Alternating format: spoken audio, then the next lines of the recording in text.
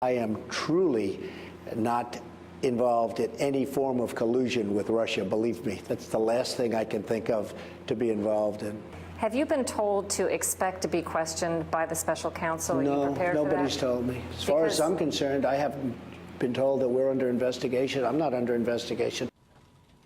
That interview was taped before Carter Page confirmed he had met senior Russian government officials during the 2016 U.S. election campaign. Joining me now is NBC's Ken Dilanian, intelligence national security reporter. Ken, let's just put cards on the table here, my friend. If anyone knows, then you know, but there have been a lot of surprises here. Can the Trump administration even know how close this is going to get to the president? Good morning, Keir. No, I don't think they can, as a matter of fact. And I think just a quick fact check, it's pretty clear that Special Counsel Robert Mueller is investigating whether the president obstructed justice. So the president is under investigation here. We don't know the status of that investigation, though. I mean, there's just a lot we don't know about what Mueller is doing. Nobody predicted the indictment of this low-level campaign aide named George Papadopoulos, and we can be sure that there will be other surprises along the way, Keir. Yeah, and we just have to rely on some of the things that are emerging. So those unsealed court documents that show George Papadopoulos floating the idea of campaign season meetings between Trump and Putin. Was Papadopoulos merely a volunteer, as Trump officials insist?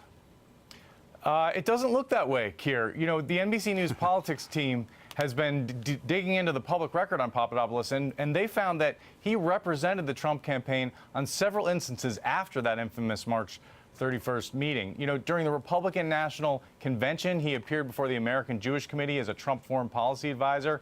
And then in September, he gave an interview with the Russian Interfax news agency, where he promised that Trump would restore better relations with Russia. And then during the inauguration, he met with Israeli leaders as a foreign policy advisor to the newly sworn-in president. So while, you know, some Trump surrogates have called him the coffee boy, he was clearly more than that, Keir. And Ken, we were talking to John Lauer a little earlier, who makes the point that enormous pressure is being put on Manafort and others. Do you think we can expect to see bigger names showing up as cooperating witnesses? I think it's reasonable to assume that we will see other cooperators.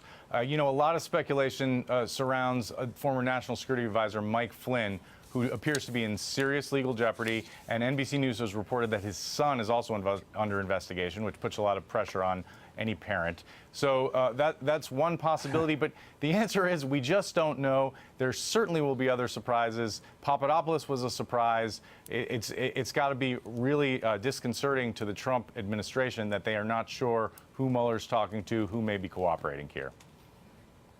All right, Ken Dilanian, intelligence and national security reporter for NBC News. Thank you. Thank you, sir.